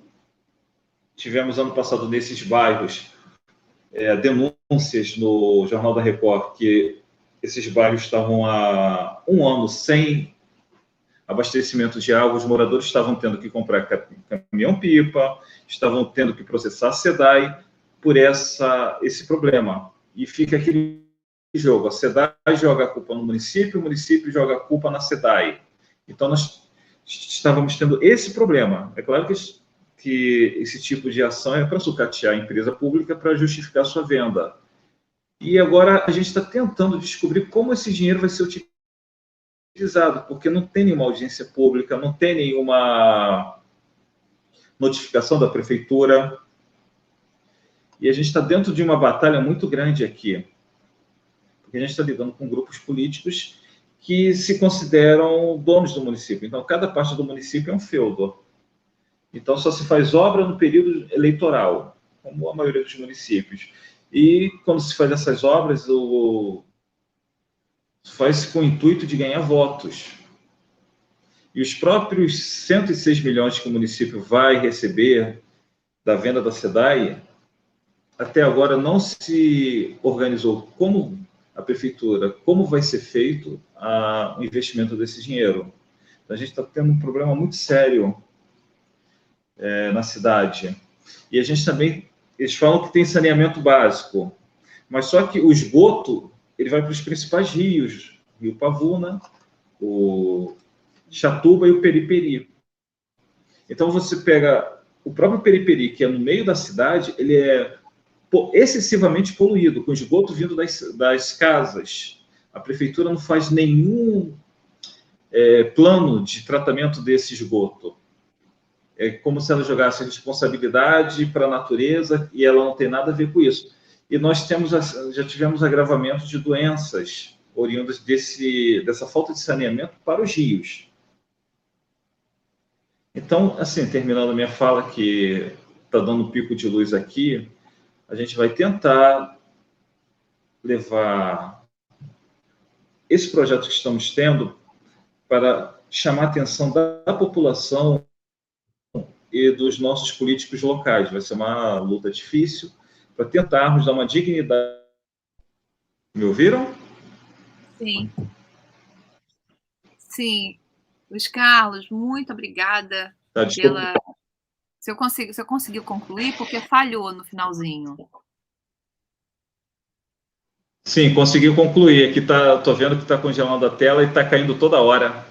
É que eu estou com pico de luz aqui toda hora, então pode cair em qualquer momento. Mas a gente conseguiu ouvir bastante do que você falou e a gente te agradece pelas contribuições aí tão importantes. E vamos dando, então, prosseguimento. Agora eu vou convidar a Josiane, que é lá de Nova Iguaçu, né, do quilômetro 32. Seja bem-vinda, Josiane. Boa noite a todos e a todas, né? Diante de tantas falas, de tantos relatos, né? Eu vou resumir assim alguns dos relatos. Eu moro praticamente dentro do Rio Guandu, né? Assim, que eu moro ao lado da SEDAI. Então aqui, assim, a gente presencia muitos descasos. Aqui tem muito esgoto a céu aberto. Aqui a gente tem aproximadamente, aqui no meu bairro, no quilômetro 32, 16.488 habitantes, né? Isso entre criança, adulto, mulheres, né? Pessoas que têm infecções devido à água contaminada. Quem pode comprar uma água para não tomar água poluída, amém, mas quem não pode vai tomar água poluída, né? O esgoto é jogado, esgoto a céu aberto. Essa semana, eu fiz uma busca ativa junto com o CRAS de Nova Iguaçu.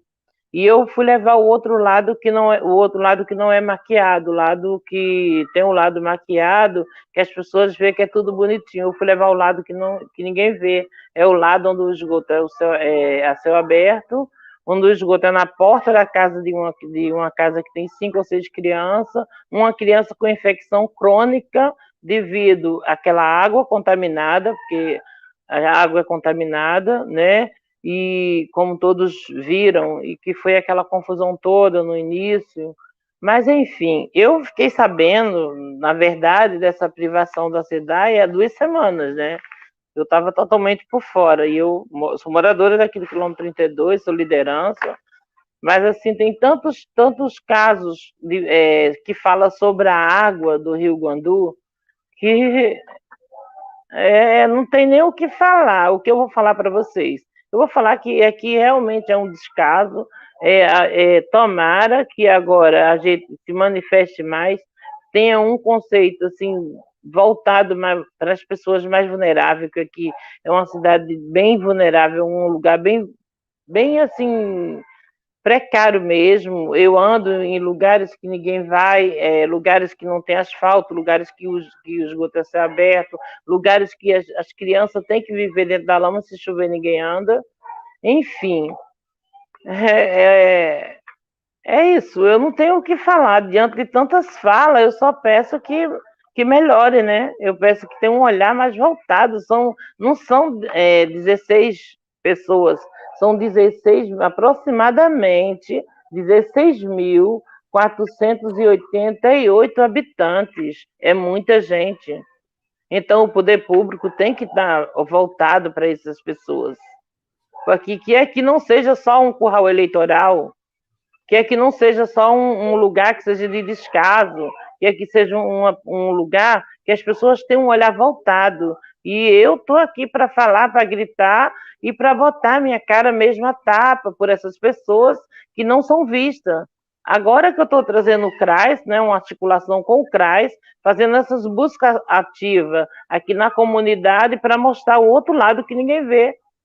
Então, foi onde eu fiquei sabendo, há 2 semanas atrás, que a SEDAI tinha sido privada, e eu moro do lado da SEDAI. A minha vida inteira, eu moro aqui há 40 anos, eu moro do lado da SEDAI. E eu sempre vi a mesma coisa, eu não bebo água da SEDAI, eu bebo água, eu compro água para beber. Mas quem não tem? E os bebezinhos recém-nascidos?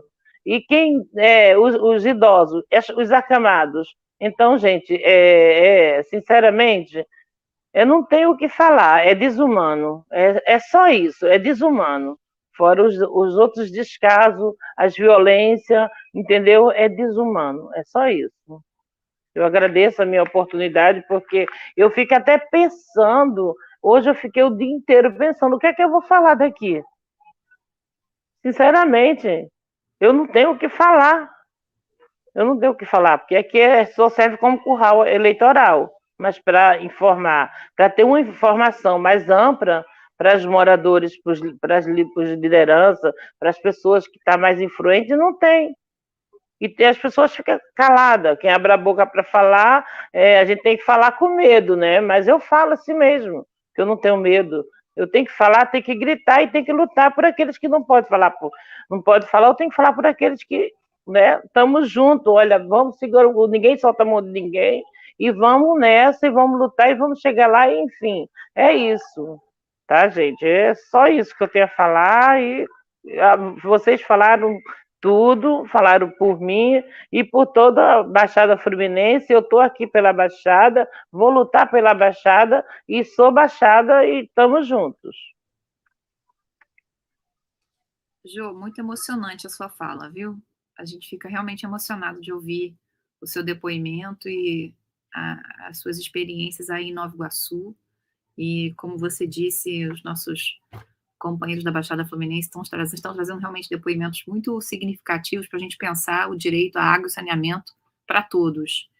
E, dando continuidade a esse nosso lançamento da carta, eu vou convidar aqui a Jennifer Dias, que é do Fórum de Desenvolvimento Sustentável e Resistência Democrática de São Gonçalo, e do coletivo Ressuscita São Gonçalo. Jennifer, que você já falou mais cedo para a gente, a Jennifer, que é da Casa Fluminense.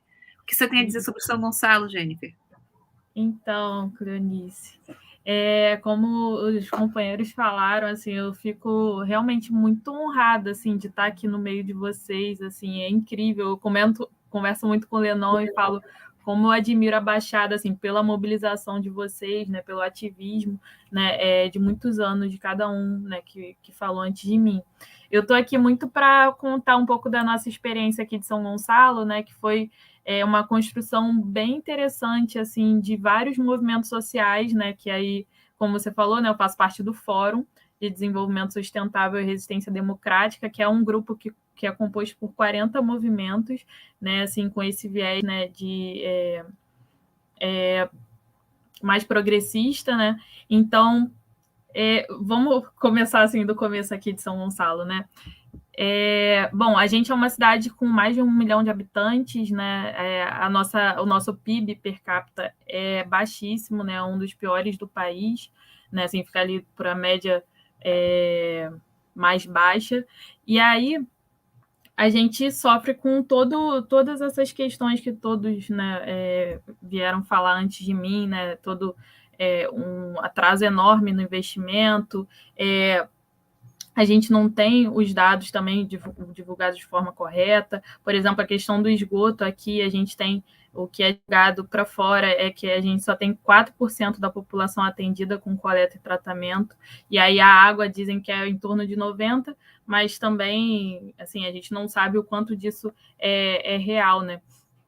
E aí a gente tem, né, como a Carol comentou, essa nossa dor muito relacionada a esgoto, por exemplo, vem muito desse ranço do nosso Estado de começar obras ou ter planos e não serem executados, né? Como, por exemplo, o PESAM, né? Que tem uma obra aqui que não está concluída, aqui em Alcântara, né? É uma localidade bastante conhecida, né? Grande, que movimenta economicamente aqui o município. E não é atendida, né? Assim, boa parte da população no entorno dessa localidade não tem seu esgoto coletado. E caso as obras do PESAM tivessem já concluídas, né, obras que começaram lá, né, em 2012, foram licitadas nessa época, elas agora até hoje não foram concluídas. E assim, o nosso palpite é que devem ser concluídas talvez ano que vem ou final desse ano, justamente por questões eleitorais, né? Mas vamos lá, agora continuando. A questão, por exemplo, do plano de saneamento aqui do município. A gente tem desde 2015, né, um plano que aí já habilita a gente a receber, né, o montante da outorga, mas ele está desatualizado, né?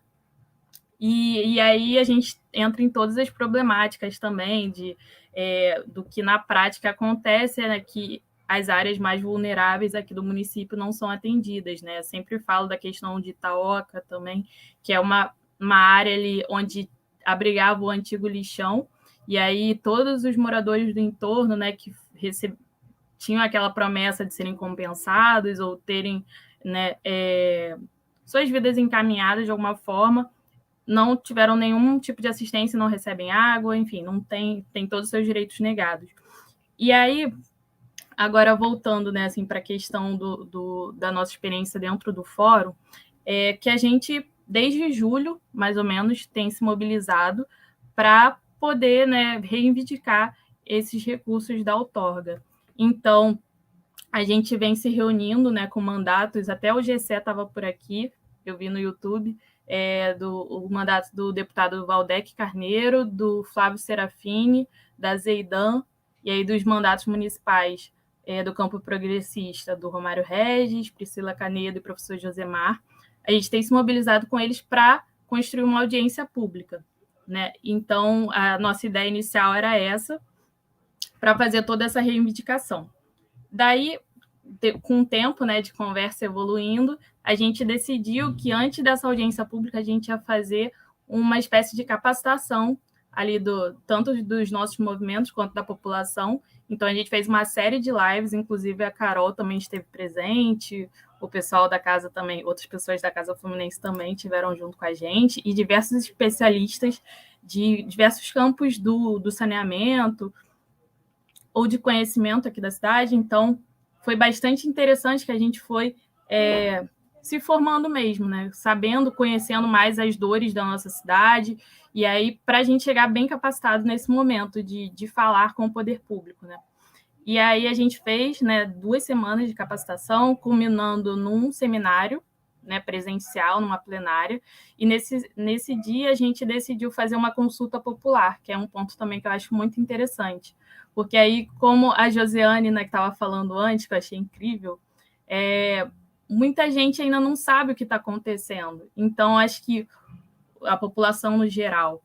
Então, essa consulta popular visava muito atingir essas pessoas, né, a população, né, e escutar o que essa população queria, o que a nossa população quer para os gastos da SEDAI. Então, a gente rodou, né, tanto de forma presencial quanto virtual, né, essa consulta popular, perguntando, né, o que a gente quer fazer com mais de 1 bilhão, né, que vai vir aqui para São Gonçalo. Então, a gente teve 480 respostas e, nesse meio tempo, né, dessas conversas, o poder público também não ficou parado, né? O Poder Executivo organizou também, decidiu organizar uma audiência pública, eles puxaram, para poder apresentar o plano estratégico de investimentos, aqui a gente já tem, né? Então, no aniversário da cidade foi apresentado, no mesmo dia que a gente começou a nossa consulta popular na rua, e aí a nossa consulta, a nossa audiência pública já aconteceu, né, onde eles apresentaram um plano e a gente apresentou as nossas demandas, né, legítimas, vindas da escuta da população mesmo. Então, foi um momento muito interessante, assim, as nossas falas foram muito coordenadas. É claro, como todos falaram, né, a gente sabe o que está por trás daquele plano, né, que basicamente são obras de asfaltamento ou de até, no extremo, de armamento da Guarda Municipal. Então, assim, a gente vê muitos pontos, né, assim, super esquisitos ou que a gente vai estar batendo contra, mas existe ali, né, foi um momento de troca, né, e aí a gente aqui espera poder ter pelo menos alguma vitória, né, a partir de tudo que a gente foi coletando, tudo que a gente construiu nesses dias, né, de formação conjunta. Então, acho que o que eu queria deixar é, assim, como eu olho para vocês e fico muito feliz da mobilização, né, eu acho que a gente também, né, tem boas experiências para estar dividindo com vocês, né, e eu acho que é isso, assim, que a população aqui está mais ciente do que está acontecendo. E é isso, o controle social só vai acontecer se tiver cada vez mais pessoas olhando, né, para o tema, porque se formos só os melhores, né, só quem está muito dentro, as coisas mesmo assim ainda não acontecem, né? Eu acho que é isso, trazer a força da população, que eu gostaria de deixar a mensagem, tá bom? Obrigada, Jennifer. Muito bom ouvir você também, ouvir a Josiane, esse fala potente dessa mulherada guerreira. Muito obrigada mesmo. E assim a gente vai encerrando esse segundo momento, muito plural, muito rico, diverso, né, que revela essas diversas experiências da Baixada Fluminense, de São Gonçalo, a luta dos moradores que ainda são privados do direito à água e ao saneamento. Então, esperamos que essa verba que vem da outorga da cidade seja empregada para garantir que todo mundo tenha uma vida digna, né? Com água e saneamento, como diz a nossa campanha, água boa para todos. Então, obrigada, Jo. Muito, muito bom te conhecer, te ouvir. Obrigada, Jennifer. Estamos aqui com a Carol, que vai ser minha companheira agora nesse terceiro momento.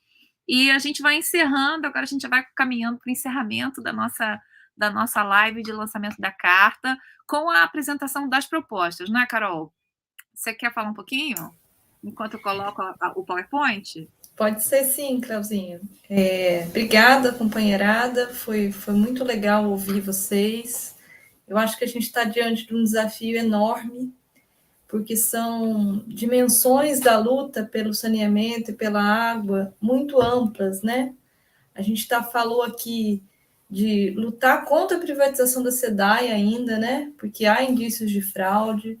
A gente falou aqui de garantir o recurso, que o uso desses recursos sejam implementados em políticas públicas, né? E não para fins eleitoreiros, e não para obras que não são necessárias. E a gente falou também ainda, né? Desse momento político que a empresa EGE já está vivendo nos municípios e já está em diálogo com os munícipes, as institucionalidades. Então, tem 3 frentes de luta. A nossa carta ela tem, né, um chamado da sociedade civil para ficar alerta, né, para o uso desses recursos, mas a gente sabe que os caminhos, né, para a gente conseguir, de fato, que esses recursos sejam direcionados para os fins que cada município precisa, vai depender da nossa capacidade política de incidência nas câmaras municipais e nos poderes executivos de cada município da região metropolitana, mas também, né, na própria instância metropolitana que regula toda a região metropolitana do Rio, que tem um nome, né? É o Instituto Rio Metrópole hoje, que é a autarquia ligada ao governo do estado que faz essa gestão. Então, a gente tem um baita desafio que, além de fazer incidência nas municipalidades, a gente faz incidência também no âmbito estadual. E eu estou chamando bastante atenção para isso, porque estamos numa região metropolitana, e essa empresa, ela, até agora, pelo que estava no edital, ela deve respostas à instância estadual, né? Ela ainda não construiu o seu diálogo com os municípios, ela está começando esse diálogo. Então, acho que a gente tem que estar muito atento. Eu queria só chamar a atenção de uma coisa, Cleo, porque eu sei que a gente está na expectativa eu ouvi isso na fala de muitas pessoas, de que o saneamento chegue e de que a água chegue. Eu preciso chamar a atenção de duas coisas. A SEDAI continua responsável pela produção de água. O que foi concedido é a distribuição dos serviços, né? E o tratamento dos serviços. Então, as estações de tratamento de água, que são da SEDAI, continuam SEDAI. Estações de tratamento de esgoto vão ser da EGEA, no caso da Baixada. Por que estou chamando a atenção disso? Estou chamando a atenção disso porque as crises hídricas que a gente viveu podem voltar a acontecer. E eu acho que isso é periclitante, assim, é muito sério. Por quê? Porque a SEDAI ela perdeu sua capacidade financeira, né? Porque ela não vai mais receber as taxas que a gente pagava para ela. Então, agora, com menos recurso, a SEDAI continua responsável pelas estações do Guandu, que vai processar a água toda. A gente tem que estar muito atento a isso, porque é o que o Lenon disse na fala dele, a gente tem que cobrar um bom serviço, seja da empresa privada, seja da empresa pública. E isso é um baita desafio. E, por fim, Cleuzinha, só chamar a atenção para o dia de amanhã, né? A Cleo vai colocar aqui as nossas propostas que estão na carta. Quero dizer que a carta ainda continua aberta para assinaturas mais ou menos até amanhã. Amanhã a gente fecha a carta, e essa carta só vai chegar nas institucionalidades, né, nos respectivos vereadores e prefeitos, se a gente tiver capacidade política em cada município para fazer chegar. Por que estou dizendo isso? Porque estou dizendo isso que cada um que esteve aqui sinta-se livre para pegar essa carta, construir aí com o seu bairro, com seus movimentos, para fazer chegar onde tem que chegar, tá? Para que ela não seja uma carta morta, né? Só de letra, só de live. Isso aqui é só um momento para a gente convergir, né? As forças políticas.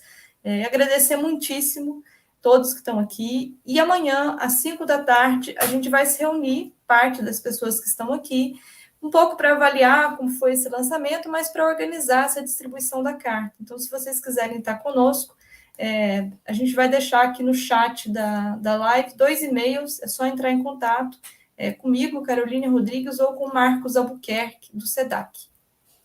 Cleuzinha, vamos às propostas. Excelente, Carol. Muito obrigada aí por levantar questões tão importantes, não é? É realmente complexo e a gente vai gradualmente entendendo o que está acontecendo com a SEDAI, com todo o processo de abastecimento de água, saneamento no estado do Rio de Janeiro. E para coroar esse momento, que realmente está sendo uma noite belíssima, com a participação de tanta gente, de vários municípios, com a partilha de experiências, de saberes, a gente vai completar, então, com a apresentação das propostas que já estão incluídas na carta, como a Caroline falou. Então, eu vou compartilhar minha tela aqui, aí eu vou pedir para outra Carol, que é a Carol Almeida, do Fora de Caxias. Inclusive, quero agradecer a todo mundo que tem colaborado, pessoal do movimento Água Boa, da campanha Água Boa para Todos, que está assistindo no YouTube. Um abraço para todo mundo. E agora eu vou colocar as propostas e vou ler, tá bom? Fazer a leitura dessas contribuições. E aí espero que o computador não trave nesse momento, porque a tela estava aqui. Só um minutinho. Que eu já tinha deixado prontinho aqui o PowerPoint para nós. Ih, que beleza. Só um minutinho. Opa, chegou. Tá vendo, Carol? Tá visível? Tá bem? Que eu não consigo ver. Cléo, para mim ainda não estou vendo. Estou vendo só você. Não está vendo? E eu já estou vendo. Então, eu realmente, desde o início... Aí, perfeito. Apareceu agora? Ótimo, então. Vamos assim. Então, esse terceiro momento é o momento da leitura da carta, com as propostas que já foram feitas, ok? A primeira proposta tem a ver com urbanização, que é urbanização de assentamentos precários das cidades da Baixada Fluminense em áreas urbanas e rurais que não estão contemplados nas metas de investimento da AGEA. Segundo, que tem a ver com apoio às ocupações e assentamentos rurais da agricultura familiar. Ações de apoio às ocupações e assentamentos rurais da agricultura familiar existentes nos municípios da Baixada Fluminense, objetivando a melhoria das condições de infraestrutura, sobretudo no que se refere à energia, saneamento, transporte e estradas, visto que as condições hoje verificadas na totalidade desses assentamentos os impedem de viver com mais dignidade, bem como de garantir a produção dos alimentos tão necessários à garantia da segurança alimentar e nutricional deles, e nossa também. A terceira proposta, que tem a ver com educação ambiental. Programas de educação ambiental a serem desenvolvidos a partir das escolas dos municípios, em conjunto com as secretarias de educação, de meio ambiente, universidades e outras organizações da sociedade civil. Próxima proposta, que tem a ver com coleta seletiva. Desenvolvimento de projetos de coleta seletiva em parceria com as cooperativas de catadores e catadoras existentes ou a serem criadas em cada município como forma de geração de renda e cuidado com o meio ambiente. A próxima proposta, que tem a ver com os rios e a mata ciliar. Ações de limpeza, desassoreamento e reflorestamento da mata ciliar dos corpos hídricos que perpassam as cidades da Baixada Fluminense. A próxima proposta, que tem a ver com defesa civil. Ações vinculadas à política municipal de defesa civil para os municípios que possuem defesa civil municipal ou a política estadual de defesa civil para os que não possuem. A próxima proposta, que tem a ver com tecnologias de saneamento. Incentivos às tecnologias de saneamento rural e urbano de baixo custo e criação de planos específicos para essas áreas nos municípios. A próxima proposta, que tem a ver com unidades de conservação. Criação de programas municipais de cuidados permanentes com áreas de proteção ambiental dos municípios. A próxima proposta tem a ver com queimadas. Criação e apoio às campanhas contra as queimadas e criação de grupos de brigadistas voluntários. A próxima, que tem a ver com poços. Criação de poços artesianos para a captação de água visando o consumo humano, animal e para irrigação, em especial da agricultura agroecológica, observando-se as condições de potabilidade da água. A próxima tem a ver com nascentes. Ações de recuperação de nascentes degradadas, visando o consumo humano, animal e para irrigação, em especial da agricultura agroecológica, observando-se as condições de potabilidade da água. E como a Carol falou, outras propostas também podem ser acolhidas, não é, Carol? E aí a gente convida a todos para a reunião de amanhã, às 17 horas. Quem quiser participar, pode enviar o e-mail para caroline.rodrigues@fase.org.br. E a gente já vai agradecendo a todos pela participação e pela coletividade nessa campanha. Todos da campanha Água Boa para Todos que participaram.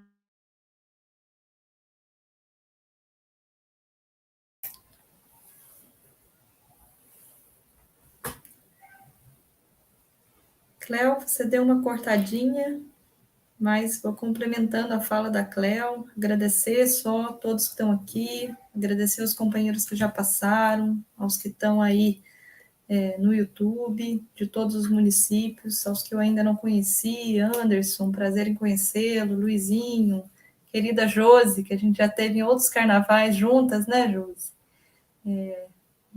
Cléuzinha, você voltou? Fizemos curso junto, né, Carol?